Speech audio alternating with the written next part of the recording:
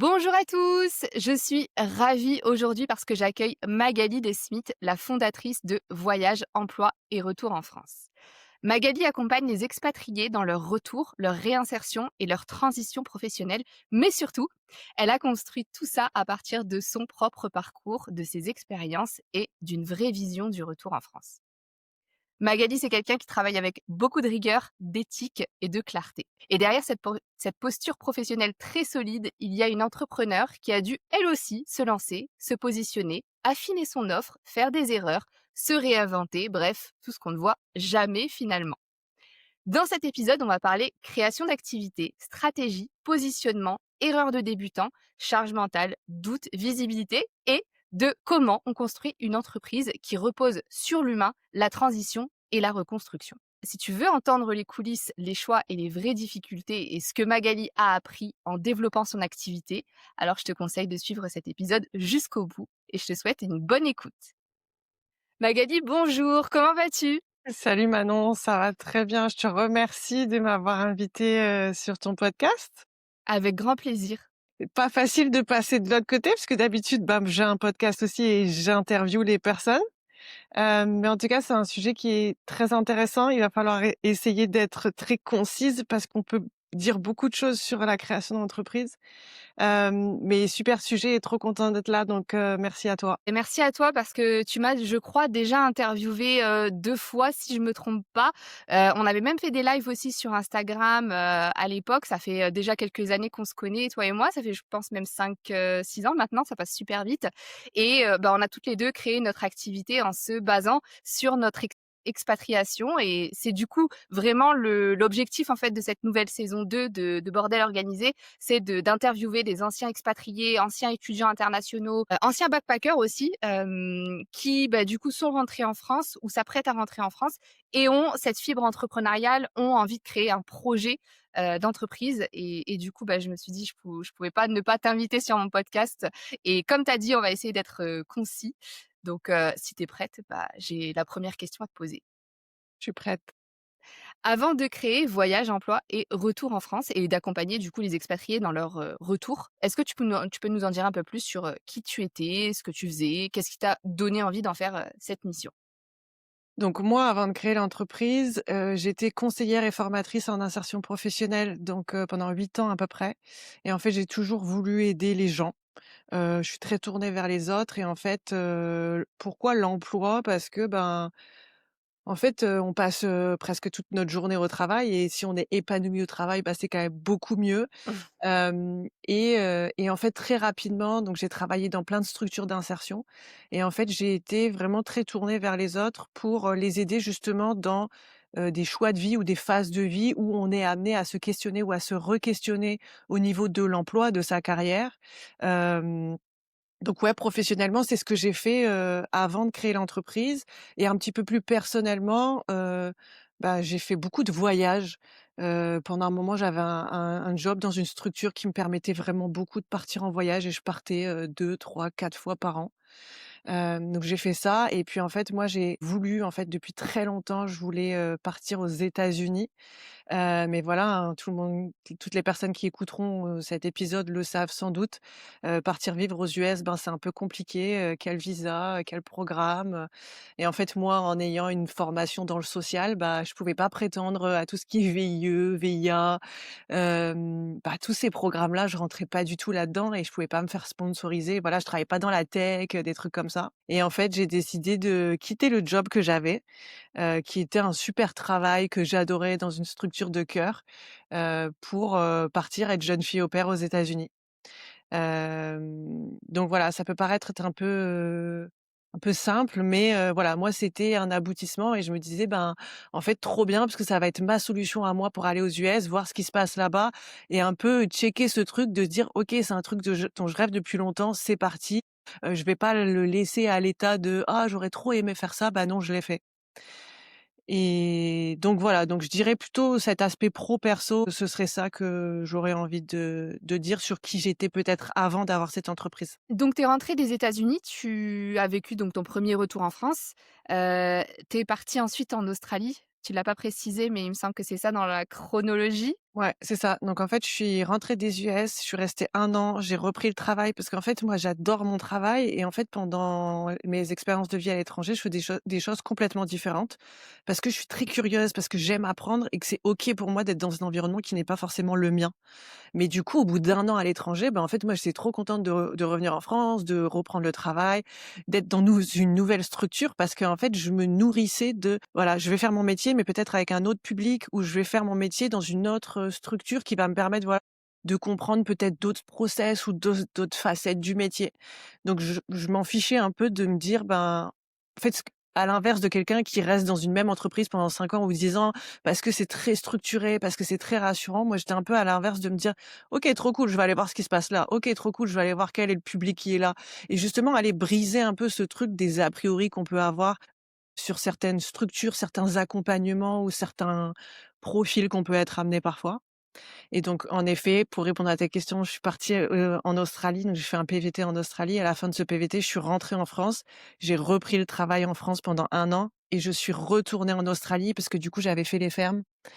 Mais voilà, enfin, impossible pour moi de me dire, bah, en fait, je retourne pas faire cette deuxième année. Donc du coup, je suis partie 3 fois, je suis rentrée 3 fois et en fait, à chaque fois que je rentrais, c'était difficile et je me disais: «Mais mince, moi, je suis partie qu'1 an. Qu'est-ce qui se passe pour ceux qui sont partis 5 ans, 10 ans, 20 ans, 30 ans?» et moi, mon premier retour a été vraiment très compliqué parce que j'ai beaucoup pleuré, parce que j'étais pas bien du tout, parce que je voulais juste repartir, parce que voilà, bref, pour ceux qui rentrent, vous savez.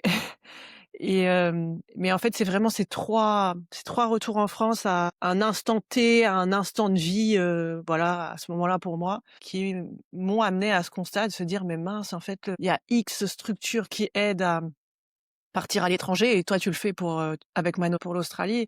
Mais en fait, jamais, jamais on parle du retour quoi. Genre jamais. On rentre chez soi comme si tac, hop, on a pris le train, on a pris l'avion et on revient. Sauf que non, en fait, on est vraiment beaucoup plus impacté que ça. C'est un peu un truc, invisible dont je pense on n'a pas parlé pendant des années et en fait, moi, à partir du moment où j'ai fait ce constat, j'ai fait: «OK, bah, maintenant on va en parler». C'est un peu ça. Justement, tu m'aides, à rebondir sur la question suivante.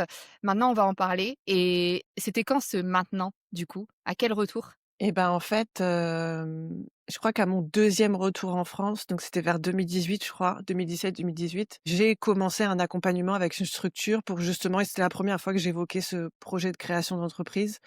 Mais j'ai pas poursuivi en fait, j'ai fait un ou 2 rendez-vous et je sais pas pourquoi, à l'instant T, c'était pas mon moment et j'ai pas poursuivi. Et dans la foulée, je suis repartie en Australie et je sais pas pourquoi, il y a quelque chose qui m'a poussée à partir du moment où j'ai remis les pieds cette deuxième fois en Australie, je ne sais pas pourquoi, j'ai dit: je vais créer c'était une page Facebook pour dire des choses, pour communiquer, pour, sur mon métier. Je pense que le point de démarrage, c'était ça, c'était, bah, je quitte encore mon pays, je quitte encore mon métier que j'aime et en fait, pendant 1 an, je vais pas en parler et si je fais une page sur Facebook pour parler de recherche d'emploi, de stratégie de recherche d'emploi, de faire des entretiens et cetera et donc j'étais en Australie, ça faisait quelques semaines que j'étais arrivée, j'ai créé cette page avec un nom, qui s'appelait «Voyage emploi retour en France».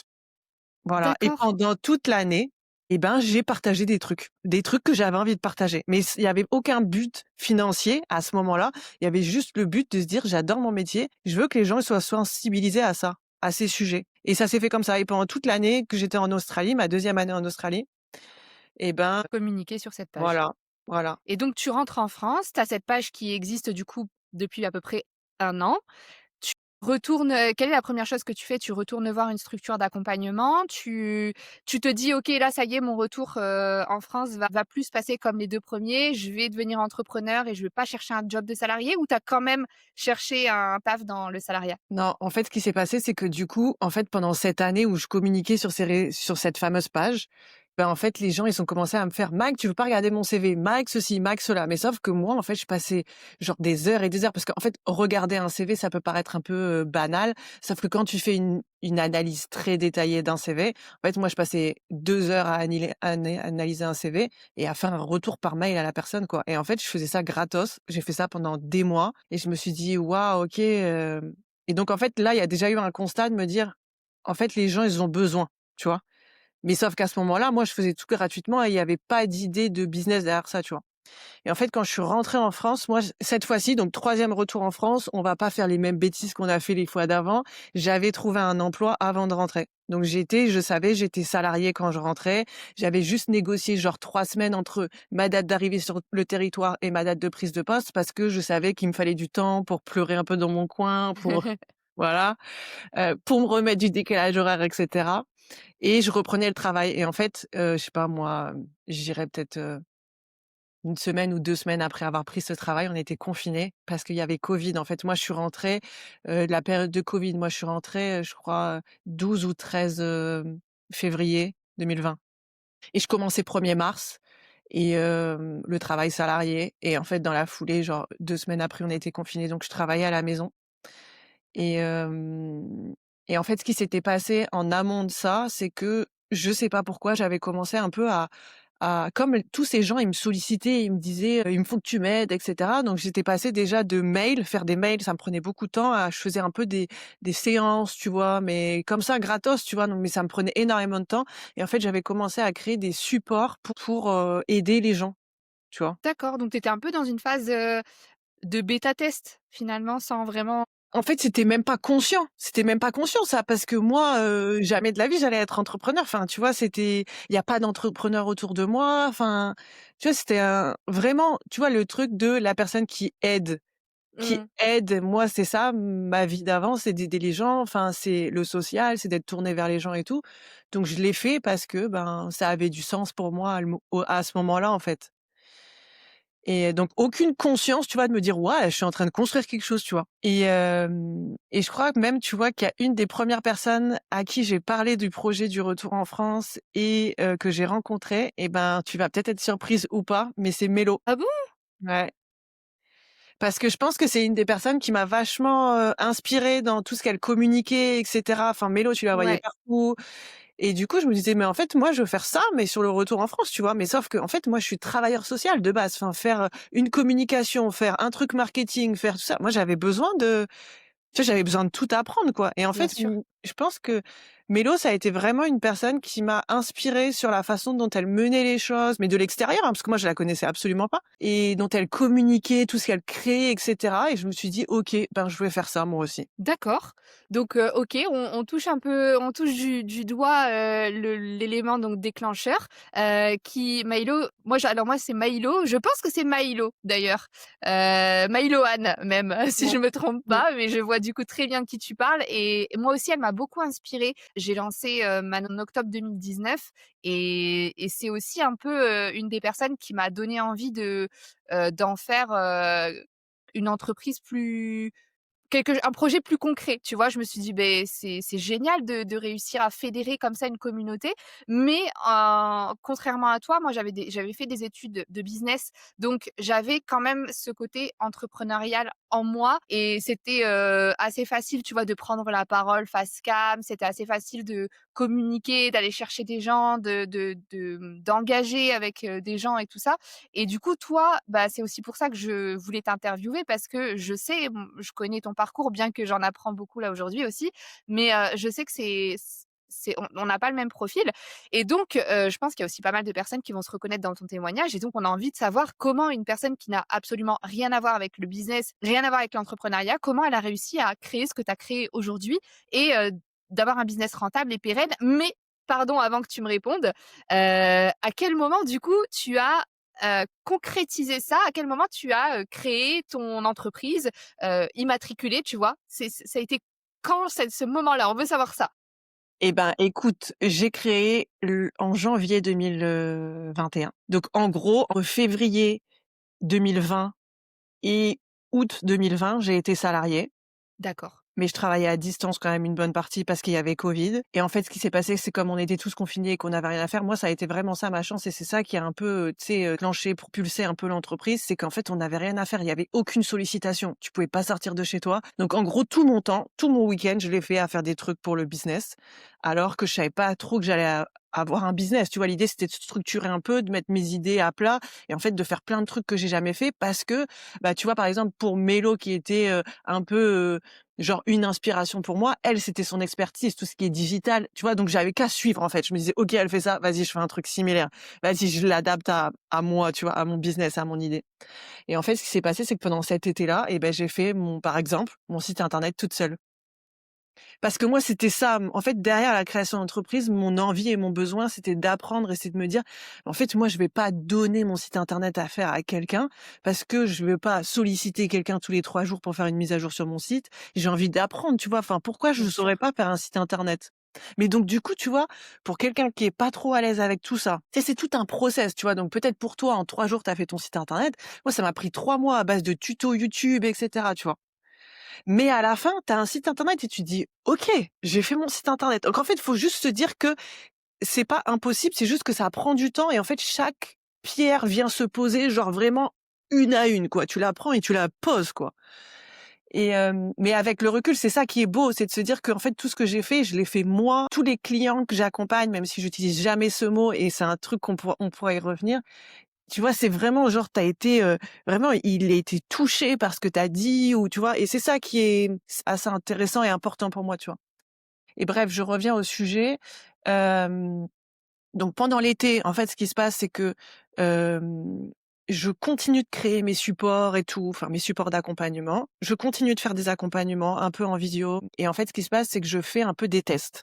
Donc, je teste mes supports d'accompagnement parce que en effet, entre, ce que tu as créé et la façon dont tu vas l'animer, ben, peut-être que tu as visé 1 heure, mais peut-être que ça dure 1 heure et demie.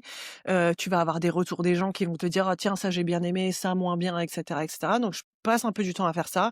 Je crois qu'à ce moment-là, j'avais fait mon premier livret gratuit sur le retour en France et en plus, c'était plus que d'actualité puisqu'il y avait Covid, donc les gens rentraient en urgence. Donc en fait, ces supports-là, bah, ils étaient vachement précieux pour les gens qui étaient en mode: «OK, bon, bah, là, je fais quoi? Je reste, je pars?» et cetera.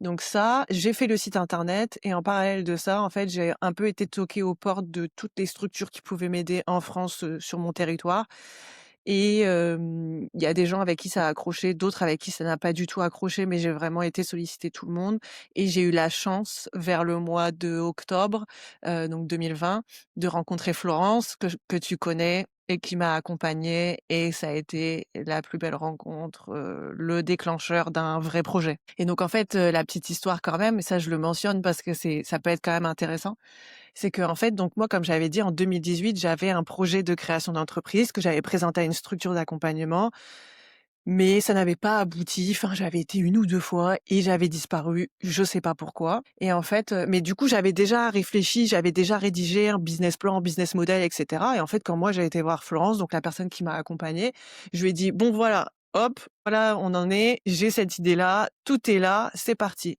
Et là, elle m'a dit: «Non, non, non, c'est pas parti du tout, on va tout reprendre de zéro». Et là, 1er seum de ouf parce que moi, ça faisait genre j'avais mon idée, j'étais trop contente et tout, je traînais ça, un truc que j'avais rédigé et cetera. Elle a dit: «Non, non, non, on va remettre tout à plat et on va tout recommencer». Et là, j'ai fait: OK». Et en fait, juste, j'ai fait confiance, j'ai suivi la méthode. Elle m'a fait lire des bouquins qui m'ont aidé à structurer mon approche et cetera. Et ensemble, en fait, on a vraiment défini, bah, voilà, qu'est-ce que je veux comme service? Qu'est-ce que je veux proposer? Quelle est ma plus-value? Quel est mon point différenciant par rapport à quelqu'un d'autre qui ferait ça? Enfin, des choses comme ça, quoi. Et on a tout travaillé ensemble. Donc à peu près octobre, novembre, décembre et janvier, c'était parti, là vraiment pour de vrai, vrai, même si en vrai, bah, l'expérience, elle avait déjà débuté un peu malgré moi, depuis quelques mois déjà, quoi. Ça devait pas être facile parce que Florence, c'est quelqu'un qui est, très axé sur les chiffres, qui a, cette faculté de vouloir nous remettre en question, de nous faire sortir de notre zone de confort et toi qui as pas ce profil-là, je pense que ça a dû être difficile pour toi, non? Alors moi, ça a été toute une posture à avoir. En fait, c'est passer d'un travailleur social qui est là pour aider et qui travaille dans des structures où on fait tout gratos, à OK, maintenant je vais mettre ma casquette de chef d'entreprise et là, va falloir vendre, va falloir des clients, va falloir, voilà, enfin, trouver des formules qui permettent d'être rentable et cetera. Donc je pense que Florence, elle m'a vraiment aidée à avoir cette posture-là et à structurer tout ça et à dire: «OK, ben, attention, si tu passes 3 heures sur ton accompagnement là, tu plus rentable. Ou là, c'est pas possible. Ou essaye de réduire là. Ou augmente ton prix», et cetera. Donc en effet, sans elle, à mon avis, ça aurait été, très compliqué, ça aurait été encore plus long et cetera. et ces accompagnements-là, ils ont été vraiment, vraiment précieux et moi, j'ai été accompagnée pendant plusieurs mois, même peut-être au moins 2 ans, je pense, par elle. OK, quand même. Ah oui, justement, j'ai pas mal de questions là qui me viennent, au fur et à mesure, donc je suis désolée, on va pas tout à fait suivre la trame que je t'ai que je t'ai envoyée, mais c'est pas grave, c'est super intéressant ce que tu me dis. Tu vois, tout à l'heure, tu expliquais que tu avais envie d'apprendre, donc c'est toi qui as fait ton site internet, et moi, je suis tout à fait d'accord avec toi parce que pareil, j'estime que quand on gère une entreprise, il faut pas forcément qu'on soit expert dans tout, tu vois? On n'est pas des community managers, on n'est pas, des graphistes, on n'est pas des web développeurs, des webmasters. Mais, si un jour on veut, donner le bébé à quelqu'un pour qu'il développe notre site internet, il faut quand même qu'on sache de quoi il va nous parler parce que sinon, bah, on peut parfois se retrouver, bah, soit se faire arnaquer, soit, être complètement hors sujet, perdre du temps, perdre de l'argent. Hem, mais par contre, j'ai l'impression du coup que tu as moins eu de difficultés à accepter de te faire accompagner sur la partie, structuration du business. Pourquoi du coup avoir fait le choix tu aurais pu aussi choisir donc, de te faire accompagner sur la partie structuration de ton site internet pour avoir peut-être un truc un peu plus automatisé ou un peu plus design ou un peu plus rapide et cetera. Sur quoi du coup, avec le recul maintenant 5 ans plus tard, il me semble que ça fait 5 ans déjà que tu as lancé? 5 ans plus tard, avec le recul, si quelqu'un veut lancer son projet, est-ce que tu lui conseillerais de faire exactement ce que toi tu as fait? Ou est-ce que tu lui dirais quand même de sous-traiter certaines parties de la création d'une entreprise? En fait, ça dépend de tellement de paramètres, ça dépend de quels sont tes objectifs, ça dépend de est-ce que tu veux que ton site internet, par exemple, si on reprend l'exemple du site internet, est-ce que tu veux qu'il soit opérationnel dans 2 jours parce que toi tu lances une offre dans 2 jours, tu vois? Moi, j'avais jamais entrepris, j'étais pas du tout dans cette réalité-là. Donc tu sais, moi déjà quand j'ai créé mon entreprise, je me suis dit: «Tain, c'est un truc un peu particulier, qui est-ce qui va payer pour ça?» Enfin, tu vois? Donc on était plutôt dans un test de voir est-ce que parce qu'en fait, je savais qu'il y avait un besoin puisque les gens me sollicitaient, ils m'avaient écrit pendant 1 an.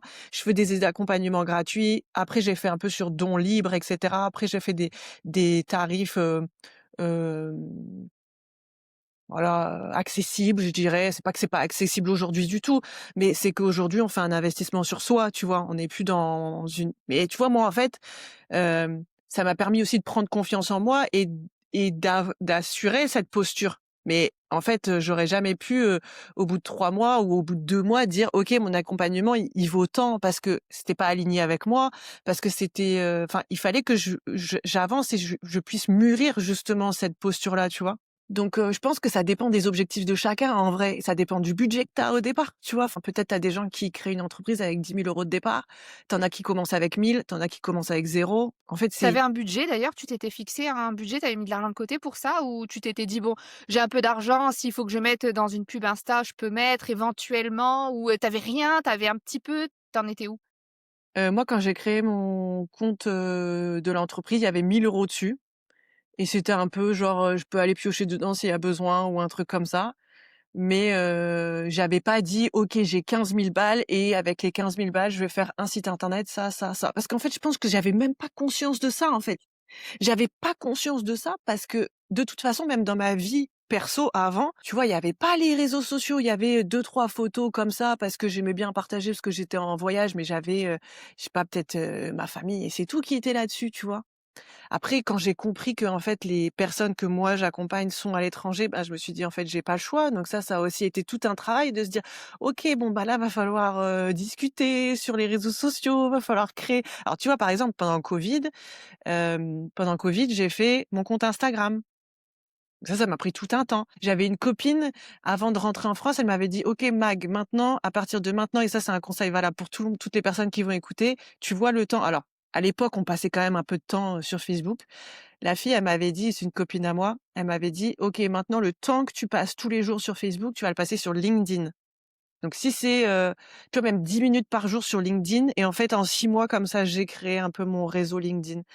Et en fait, moi, j'ai accepté que ça prenne du temps. Donc, j'étais plutôt dans apprendre, mûrir, grandir, plutôt que sur la partie financière de me dire, «OK, je vais investir tant dans quelqu'un qui va me faire un site internet ou dans une pub» et cetera. Parce que je pense que j'avais besoin dans mon rythme à moi, de grandir à travers ça, tu vois? Et pas dire: «OK, ben, en fait, si demain je fais une pub et que j'ai 300 clients, je fais comment?»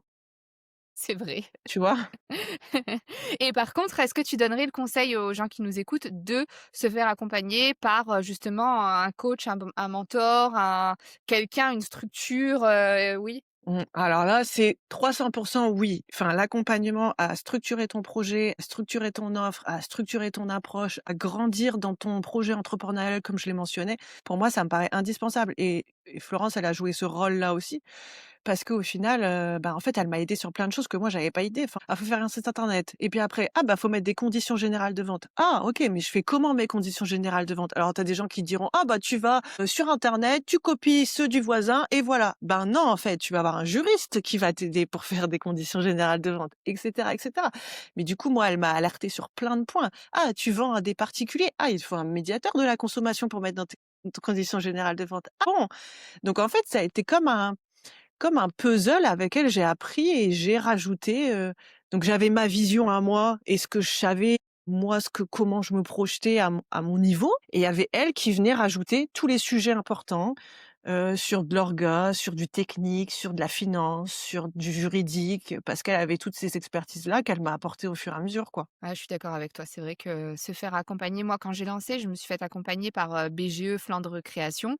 J'avais suivi une formation de je crois que c'était une semaine intensive où on avait des ateliers et cetera.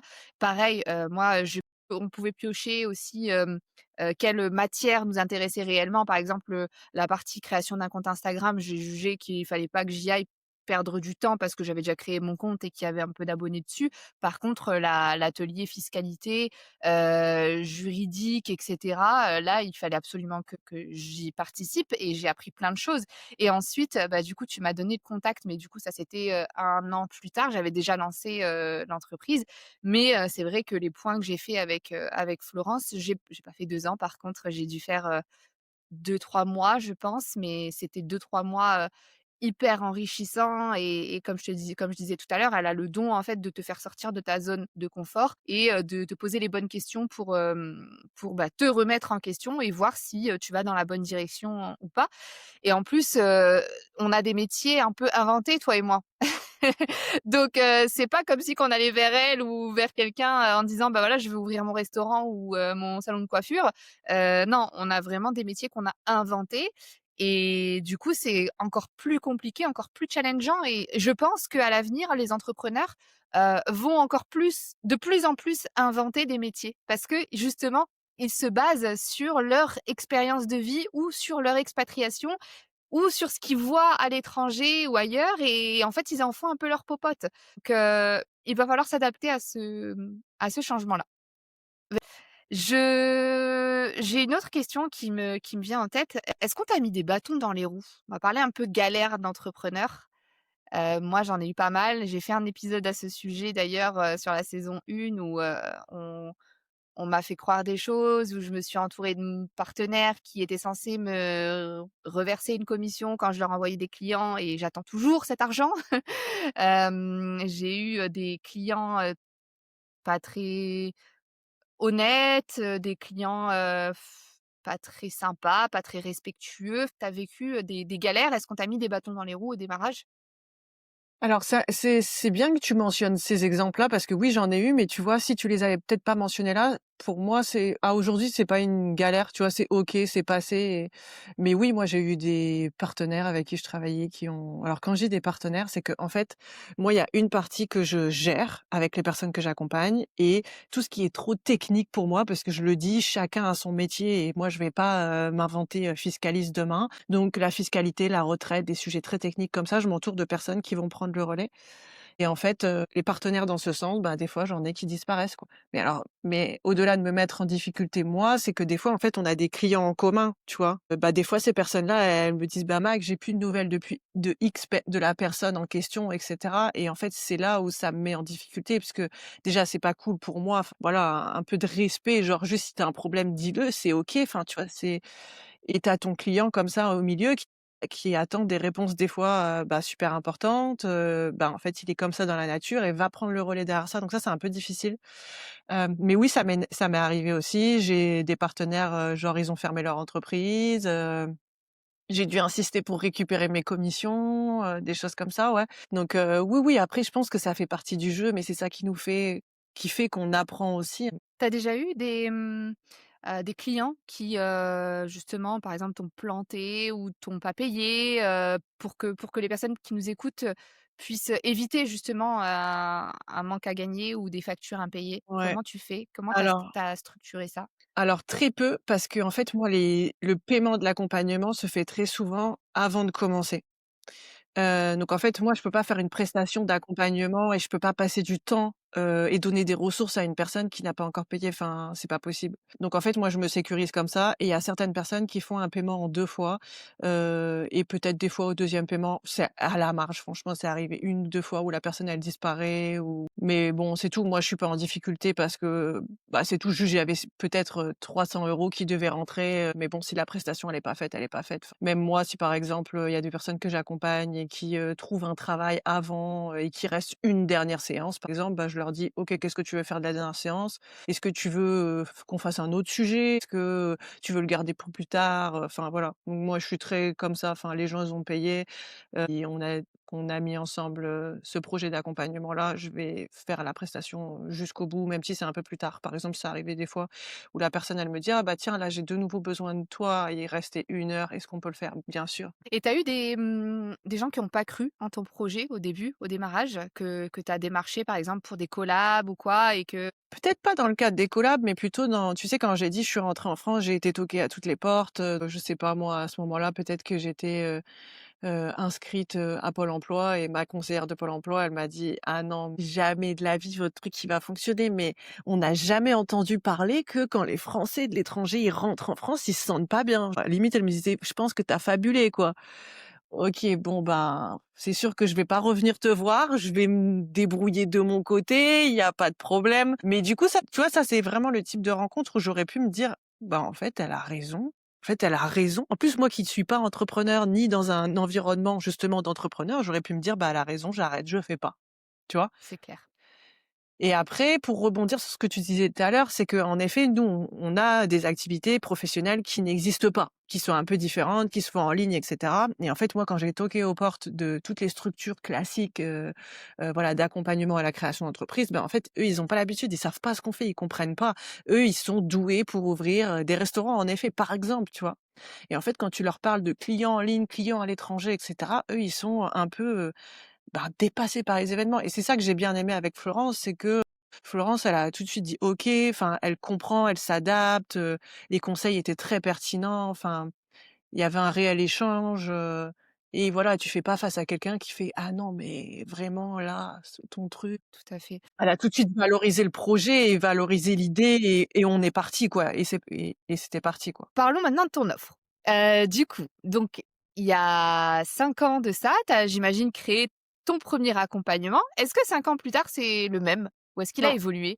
Ça, c'est une très bonne question. En fait, ce qui s'est passé, c'est qu'au début, donc moi, comme je l'ai dit, je suis conseillère formatrice en insertion professionnelle. Pendant 8 ans, j'ai fait ça, j'ai fait mes formations là-dedans, et cetera. Et en fait, quand j'ai créé l'entreprise, moi, mon objectif, c'était de dire, OK, en fait, les gens, ils reviennent en France. Peut-être ils n'ont pas travaillé ou ils n'ont pas changé de travail pendant 5 ans, 10 ans, 20 ans en France. Ben, en fait, déjà, pour quelqu'un qui est en France et qui n'a pas quitté le territoire, c'est difficile. Donc, t'imagines celui qui rentre, qui connaît pas le marché de l'emploi, qui connaît pas les pratiques, les méthodes, c'est chaud, quoi. Et donc, en fait, moi, dès le démarrage, c'était ça, c'était d'aider les gens à trouver du travail en rentrant. Et en fait, ces personnes, elles venaient avec toutes leurs questions. Après, c'était: «Ben, Mag, je fais comment pour la sécu? Ben, Mag, en fait, je me sens pas bien. Ben, Mag, ceci, ben, Mag, cela». Et en fait, comme moi, j'avais travaillé dans plein de structures du social en France avant, ben, en fait, toutes ces connaissances, je les avais et en fait, je connaissais parfaitement le paysage de OK, bah, quelqu'un qui doit faire des démarches administratives, il va où? Il fait quoi? Et cetera. Il a besoin de quoi comme papier? Et en fait, au bout de quelques mois ou peut-être d'un an, j'ai fait des accompagnements, donc j'ai rajouté, en fait, la casquette retour en France. Donc purement retour en France, préparation au retour. Qu'est-ce que je fais au niveau des démarches administratives? Qu'est-ce que je fais pour déménager, pour rechercher mon logement? Qu'est-ce que j'ai besoin comme papier? Quelle est la timeline, tu vois? Qu'est-ce que je fais à quel moment? Et puis après, moi, j'ai commencé à créer, à trouver mon réseau de partenaires qui, tu vois, retraite, fiscalité, et cetera. Donc ça, c'est venu s'enrichir comme ça. Et en fait, tout ça, ça évolue tout le temps parce que, par exemple, tu vois, donc j'ai un programme sur une plateforme. Le contenu du programme, il évolue tout le temps parce que, par exemple, bah, à un moment donné, le sujet des animaux, je l'avais jamais traité. Oui. Il y a des gens, à un moment donné, que j'ai accompagnés qui avaient un animal qui rentrait avec. Hop, on a pu, tu vois, renseigner sur ces sujets. En fait, tous les sujets, ils viennent comme ça en complément. Donc soit en termes de sujets, soit en termes de pays. Parce que, par exemple, la législation, bah, moi, au Canada ou en Australie, c'est pas forcément la même au niveau fiscalité, donc tu vas pas trouver les mêmes partenaires et cetera, et cetera. Donc tout a vraiment été amené à changer au cours de ces 5 ans et en fait, au début, j'avais vraiment de l'accompagnement individuel. Ensuite, je suis passée à sur certains sujets, j'avais de l'accompagnement de groupe. Et ça, c'est un peu difficile à mettre en place parce qu'en fait, comme on est sur du décalage horaire, des dispos des gens et cetera, c'est vraiment pas facile, quoi. Donc il faudrait sinon faire un focus genre, Nord-Amérique, qu'un groupe Nord-Amérique, par exemple, pourrait être disponible au même moment. Mais du coup, en fait, ça m'évite des contraintes dans mon cas. Donc j'ai eu un petit peu d'accompagnement de groupe et après, maintenant c'est plutôt individuel et j'ai une plateforme de formation en ligne, en fait. Hem qui s'appelle le kit du retour en France et dans ce kit, en fait, j'ai logé toutes les informations que je partage habituellement aux gens en individuel. Ce qui fait qu'en fait, les gens qui rejoignent ce kit, ils ont vraiment toutes les informations, ils avancent à leur rythme et en fait, une fois par mois, ils peuvent participer à une rencontre. Comme ça, il y a quand même l'aspect humain Bien sûr. qui est important pour moi et pour les gens qui rentrent parce que humainement et émotionnellement, psychologiquement, c'est quand même pas simple un retour en France et donc du coup, ils savent qu'une fois par mois, ils peuvent me rencontrer moi, me poser leurs questions ou ils peuvent rencontrer des gens dans la même situation qu'eux et ça, c'est vraiment idéal, quoi. Donc là, aujourd'hui, ton offre principale, c'est une formation en ligne, c'est ça? Non, c'est vraiment à 50-50, je dirais. Il y a ce programme en ligne et il y a vraiment de l'accompagnement individuel, parce que, bah, voilà, moi, j'aime passer du temps avec les gens, j'aime discuter et puis, bah, voilà, j'aime les aider concrètement aussi. En fait, toute la partie emploi, c'est plutôt de l'individuel.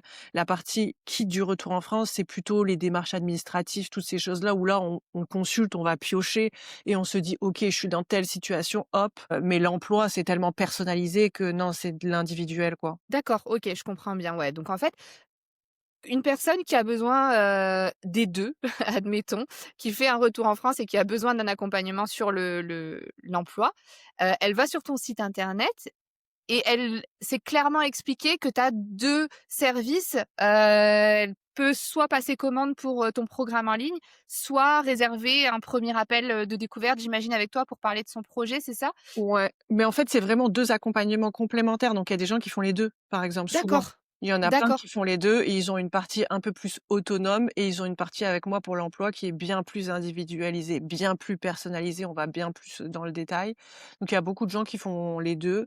Le kit du retour en France, souvent, il est apprécié pour les familles parce que, bah, du coup, en fait, c'est utile pour, le conjoint aussi. En fait, chacun s'y retrouve parce que ce que je dis souvent, c'est que quand on rentre en couple, en fait, on est 2 personnes à gérer ça et en fait, on n'a pas forcément les mêmes questions, les mêmes appréhensions, les mêmes peurs et en fait, c'est bien qu'il y en ait pas que un qui puisse se questionner là-dessus et que l'autre suive. Ben non, c'est bien que les 2 soient impliqués pour que ce soit une réussite, en fait, du projet global et du projet familial. Donc le kit, il est plutôt correct par rapport à ça parce qu'il permet vraiment à tout le monde de s'impliquer et tout le monde de se questionner de: «OK, on rentre en France, mais en fait, qu'est-ce qui nous attend?» et pas juste de suivre un conjoint qui a décidé de. Non, c'est le projet de chacun et quelle est ma place dans le projet, tu vois? Hem donc voilà et après, ben, en fait, soit, les personnes moi, je fais un premier rendez-vous qui est gratuit parce que c'est important que les gens, bah, on puisse en discuter, qu'on a un espace de partage avant de se lancer dans quoi que ce soit et puis, en fait, là, les personnes, elles vont choisir si c'est plutôt le kit, si c'est plutôt les 2, si c'est plutôt de l'individuel. Il y a des séances que je fais aussi en individuel, par exemple, sur, tout ce qui est administratif parce qu'il y a des personnes qui veulent un focus que là-dessus, donc c'est aussi possible.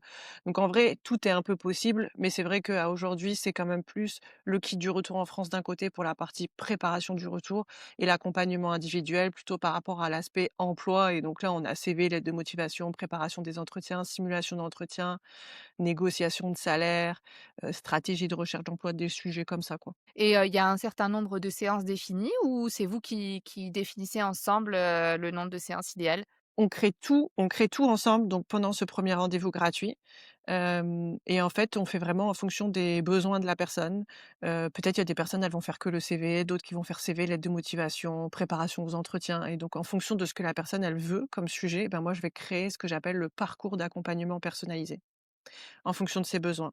Donc tout est personnalisé en termes de tarifs, en termes de contenu, en termes de suivi. D'accord, OK. Et donc justement en parlant de tarifs et on va aborder l'aspect un peu plus stratégique, comment tu vas chercher tes clients? C'est quoi ta stratégie d'acquisition aujourd'hui? Ouais, bah, tout le monde me trouve sur les réseaux sociaux. Après beaucoup de bouche à oreille quand même maintenant puisque du coup les gens, bah, ils disent: «Ah bah tiens, appelle Magali, j'ai déjà été accompagnée, donc appelle-la, c'est bon, tu peux y aller». Mon réseau de partenaires, voilà, mais principalement la communauté en vrai. D'accord, OK, En fait, un peu incroyable. la particularité et je le dis parce que c'est quand même quelque chose d'assez, assez fort je trouve pour moi, c'est que tout ce que j'ai fait en termes de business, en fait, tout est du organique. J'ai, jamais payé une pub, j'ai toujours eu des clients, et en fait même ça, tu vois, j'aurais dû le mentionner aussi, c'est que moi quand j'ai créé l'entreprise, j'ai eu des clients tout de suite. Alors pas assez tout de suite, mais en fait pendant ma première année, tout de suite j'ai eu des clients, parce qu'en fait j'avais c'est indirectement cette page Facebook qui avait déjà été créée, tu vois? Un peu naïvement, mais en fait, les gens, à un moment donné, ils se sont dit: «Ben, en fait, j'en ai besoin, quoi». Donc j'ai eu tout de suite mes premiers clients grâce à ça et puis après, comme j'ai créé, bah, la page Instagram, puis après le LinkedIn et cetera, le livret gratuit, bah, après ça s'est fait naturellement, mais tout s'est fait en organique. D'accord, c'est trop bien, c'est trop bien. En plus, surtout que, bah, comme tu disais, tu étais pas dans ce monde-là, donc de se dire qu'aujourd'hui tu arrives à avoir des clients enfin, grâce aux réseaux sociaux en partie aussi, c'est ouf, c'est une belle, «revanche» entre guillemets, c'est une belle histoire, quoi. Mais idem, enfin, tu vois, les réseaux sociaux, bah, j'ai tout appris. J'ai testé, j'ai appris et tout. Alors demain, tu vas sur mes réseaux sociaux, c'est loin d'être parfait, mais en fait, c'est vraiment ce que j'ai compris. S'il y a vraiment d voilà, des personnes qui nous écoutent et qui seraient dans des situations de créer des entreprises, c'est qu'en fait, moi, j'ai un peu réussi. Début, non, mais j'ai réussi à décomplexer ce truc de bah, en fait, moi je sais pas ça, je sais pas faire. Donc soit je le fais quand même et on voit si ça fonctionne, soit je fais rien et je reste chez moi, il se passe rien. Et donc en fait, j'ai toujours et c'est pour ça que moi j'ai vraiment pris le parti de me dire: «Tout ce que je fais, faut que ce soit simple, au plus simple». Genre, tu sais, j'ai pas 36 couleurs, j'ai pas des trucs super, élaborés, genre mon site, les pages, elles arrivent pas comme ça et tout parce que, bah, c'est trop technique, je peux pas faire ça. Mais le truc, juste, il a mérite d'exister, tu vois? Et c'est tout et en fait, il va aider des gens autant que si sur mon site, les photos, elles arrivent comme ça en bougeant, tu vois? De fou, c'est clair. Et le principal, c'est que, bah, tu arrives à en vivre et d'ailleurs, du coup, est-ce que tu as été, rentable, viable dès la première année? Est-ce que tu as pu en vivre dès la première année ou est-ce que il faut être Mmh. honnête avec les gens Ouais, et leur dire que, bah, ça se fera pas peut-être pas toute seule, tout de ouais. suite? Alors, je pense que la première année, en fait, j'avais, comme moi j'étais donc vous saviez quand je suis rentrée, j'étais salariée donc en fait, pendant 6 mois, c'était un CDD. Ils m'ont proposé de rester. Moi, à ce moment-là, j'ai dit: «Bah non, j'ai un projet de création d'entreprise». Donc j'ai créé et en fait, j'avais, du chômage. Donc j'ai bénéficié des avantages, en fait, à la création d'entreprise comme j'étais, demandeur d'emploi et donc pendant ma première année d'activité, j'avais, plus ou moins une allocation chômage. Donc ça m'a permis de sécuriser ma première année, et donc en fait, ce que j'ai fait, c'est que pendant la première année, je me versais pas de salaire directement de l'entreprise, c'est que je bénéficiais de mon allocation chômage, en gros. D'accord. Et Donc et en fait, voilà, ton revenu, ton chiffre d'affaires, tu le laissais sur ton compte, entreprise quoi, finalement? pendant 1 an et Pendant après 1 an? ouais, à peu près et après j'ai dit: «Bon, bah, OK». Après, ben, je sais pas, je me suis versé 1 500 peut-être, après ça a été, 1 800, après ça a été 2 000. Avec ce que tu avais accumulé, en fonction, au fur et à mesure? Parce que c'est vrai qu'on l'a pas précisé, mais tu es comme moi, je pense, en auto-entreprise enfin, entreprise individuelle, et dont Ouais, le choix juridique, c'est la ouais, micro-entreprise, c'est ça?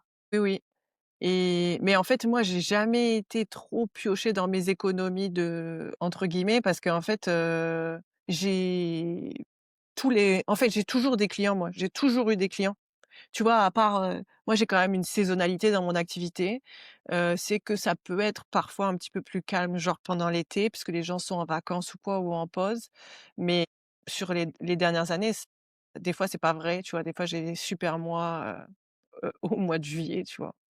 Mais par exemple, souvent le mois de d'août, il va être assez calme, même si ça dépend des années. Bon, bah, c'est tout. Là, en fait, je vais piocher dans mes économies, mais en fait, le reste de mes mois, j'ai jamais pioché dans mes économies. En fait, j'ai assez de chiffre d'affaires pour, f me verser 2 000 €, et voilà. Ouais. Franchement, tu un bel exemple de succès et je pense que ça peut rassurer ton témoignage, il va rassurer beaucoup de personnes sur le fait que, bah, on peut, démarrer en fait de zéro et finalement réussir quand même à construire une entreprise, rentable, viable, saine. En plus, tu as l'air de continuer à kiffer ce que tu fais 5 ans plus tard. Je voulais juste on je sais que tu as beaucoup de rendez-vous justement et je veux pas prendre beaucoup, beaucoup plus de temps, mais je voulais quand même revenir sur le fait que, tu abordes ton métier avec justement, tu disais tout à l'heure, tu utilises pas le terme de client, Mmh. tu n'utilises pas non plus le terme de coaching et de coach. Heu, Pourquoi avoir choisi ça? Quelles sont tes valeurs aujourd'hui? Qu'est-ce que tu dégages? Qu'est-ce que tu as envie que les gens pensent de Voyage Emploi et Retour en France? Pourquoi moi j'utilise pas le mot de coach? Vous verrez nulle part, quelque part où vous voyez coach Magali ou coach, parce que je suis pas coach, parce que je suis pas formée au coaching déjà. Par contre, je suis plutôt, je me positionne comme quelqu'un qui est plutôt conseillère ou ce qu'on dit consultante en retour en France, ou en coaching carrière par exemple. Enfin, coach de carrière là ça, souvent c'est utilisé, mais conseillère en emploi par exemple. Et ensuite je dis jamais que j'ai des clients parce que, en fait pour moi le mot client c'est très, vendre, vendre, vendre, vendre. Alors quand tu as une entreprise, Bien de sûr. tu es obligé de vendre parce que sinon en fait ça veut dire que tu as une activité qui n'est pas rentable. Hem, mais donc j'ai jamais trouvé de terme, mais souvent je parle des personnes que j'accompagne ou des talents que j'accompagne, mais pas de clients. Parce qu'en fait, les personnes que moi j'accompagne, qui me sollicitent, et ben, c'est un peu je me trouve quand même, je me sens assez chanceuse d'aider ces personnes qui me sollicitent. Heu et en fait, moi, je garde souvent contact. Alors, je peux pas garder contact avec les 500 personnes que j'ai accompagnées, mais quel plaisir, j'ai à, 3 mois après, 6 mois après, 1 an après, des fois 2 ans après, à juste avoir un: «Coucou Mag, ça va?» ou je sais pas quoi. «Nous, on en est là, on habite là maintenant et tout». Enfin, c'est trop bien, quoi. Il y a des personnes que, voilà, avec chez qui je vais dîner ou que j'invite chez moi. Hem, il y a des personnes avec qui, on peut être amené à se retrouver. Je sais pas, par exemple, je pense à Charlotte et Stéphane, j'étais en Bretagne, on a été, manger ensemble. Ça, c'est vraiment, donc non, c'est pas des clients, c'est pas juste, quelqu'un qui paye ma prestation. Toutes les personnes que j'accompagne, oui, elles vont bénéficier de mon expertise, de mon temps, mais moi, en fait, j'apprends toujours quelque chose de la personne que moi j'accompagne. Et en fait, les personnes que j'accompagne, elles m'inspirent beaucoup sur, plein de choix qu'elles font ou sur des situations qu'elles vivent. Et en fait, je le dis souvent, enfin, franchement, quelle audace de tout quitter, de quitter l'étranger comme ça, après 30 ans, 20 ans ou 15 ans, et de hop, allez c'est parti, on y va. Enfin, chapeau quoi. Donc moi je suis assez admirative au final des personnes que j'accompagne, de par leur parcours de vie ou de par leurs choix. Hem et Tu vois, je pense par exemple l'exemple de certains couples. Des fois j'accompagne des couples, c'est assez intéressant aussi ça. Et en fait, bah, des fois, je prends le cas d'Anna par exemple, elle a dû rentrer, donc ils ont des enfants, elle a dû rentrer au mois de mai, début mai, même fin avril je pense, de leur année de retour. Et eux, ils sont rentrés, enfin le conjoint et les enfants, ils sont rentrés, je sais pas, début juillet. Du coup, bah, elle était en France toute seule, sans ses enfants, sans son mari.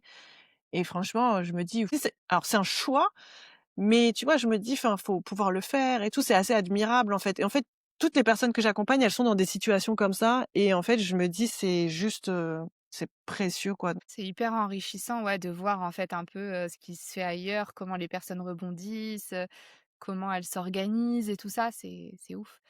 Si on se refaisait une visio dans, je sais pas, 2 ans par exemple, t'aimerais quoi de plus pour ton entreprise? Est-ce que tu es, satisfaite avec là où tu en es aujourd'hui et c'est tout à fait, légitime? Ou est-ce que tu as envie, d'aller encore plus loin et si oui, qu'est-ce que tu voudrais? Alors ce qu'il faut savoir, c'est que moi, j'ai des déclics, des fois. Il y a des trucs qui se passent, tu vois? Tu as des trucs que tu rumines pendant des mois que tu fais pas, et hop, tu as un déclic. Je te donne un exemple, le podcast, ça faisait très longtemps que je voulais, avoir un podcast, sauf que, hein, bah, on en revient toujours à la même chose. Moi, Magali, je vais faire un podcast, sérieusement? Genre, quel hébergeur? Quelle technique? Quel machin? Tu vois, tu sais, ça devient tout de suite vite un gros truc, tu vois? Alors que peut-être, je sais pas, quelqu'un qui est dans la tech ou quelqu'un qui est à l'aise avec tout ça, il se dirait: «C'est bon, en 3 jours, j'ai fait mon podcast», tu vois? Donc le projet, il a ruminé, ruminé, ruminé, ruminé, et puis à un moment donné, je m'y suis mise. Et tu vois, idem, j'ai dit: «OK, mmh, tu seras pas experte du podcast, par contre, tu vas faire quelque chose de très simple, qui va parler aux gens et qui va plaire aux gens». Et en fait, ça a été donc tu vois, le truc, j'ai ruminé, ruminé et ça a été un déclic et en 2 mois, mon truc, il était fait. Et cet Je suis été étonnée que tu en aies pas parlé tout à l'heure quand je t'ai posé la question de la stratégie d'acquisition que tu avais mis en place, mmh, parce que, je pensais justement que le podcast était, un des leviers qui t'a apporté, des clients. ouais, ça en fait partie. Mais après, quand moi je dis, tu sais, réseaux sociaux, enfin, pour moi, c'est un peu tout ça, tu vois? Tu vois? Enfin, mais oui, j'aurais pu le mentionner, en effet. Et donc cet été, j'ai eu un déclic d'un truc que je traînais depuis, voilà. Mais je veux pas en parler maintenant parce que pour l'instant, c'est ouais. Donc on verra On dans est le frustrés les gars, on est frustrés! va falloir refaire un autre épisode! D'accord, dans combien de temps à peu près du coup? Je sais pas, c'est assez incertain, mais c'est un beau projet et et en fait, c'est ça. En fait, pour moi, en tout cas, c'était comme ça, mais peut-être ça peut être le cas pour d'autres, c'est que des fois, tu as des déclics. Des fois, tu te sens pas prêt. Je sais pas, tu vas entendre quelque chose, tu vas lire une phrase, tu vas rencontrer quelqu'un et hop, ça va lancer un truc. Et ça a été le cas, quoi. Pour tout ce que j'ai fait dans le business, ça a été le cas et c'est un peu comme tu sais, un step un peu à chaque fois, tac, tac, tac. Donc voilà, mais après moi je suis très contente dans ce que je fais là. J'espère continuer d'accompagner beaucoup de gens qui vont me faire confiance, et puis surtout qu'eux, ils réussissent, tu vois? Tout ce que nous on fait dans les accompagnements, moi mon objectif, il y en a qu'un, c'est que ces personnes, elles soient épanouies, c'est que ces personnes, elles atteignent leurs objectifs, que ce soit du pro, du perso ou familiaux, tu vois? Donc ouais, moi c'est ça, hein. L'objectif pour les prochains mois, c'est Bah, écoute, je ne sais pas quand est-ce que cet épisode sortira, mais peut-être qu'on peut, s'arranger pour qu'il sorte en même temps que tu annonces ton nouveau projet. Ça te permettra, en plus de pouvoir rebondir sur ça, tu vois? Ça serait, cool, donc tiens-moi au courant j'ai quand il aucune sort. visibilité donc je sais pas du tout, mais ouais, ça a été un déclic de cet été. Bien, trop, trop bien. Où est-ce qu'on peut te retrouver, Mag? On peut me retrouver sur Instagram, sur, Facebook, sur, LinkedIn, donc tout ça sous le nom de Voyage, Emploi, Retour en France. Vous pouvez me retrouver moi personnellement sur LinkedIn, Magali Desmith, et ensuite vous pouvez retrouver, bah, le site internet, même nom et le podcast qui s'appelle Revenir en France.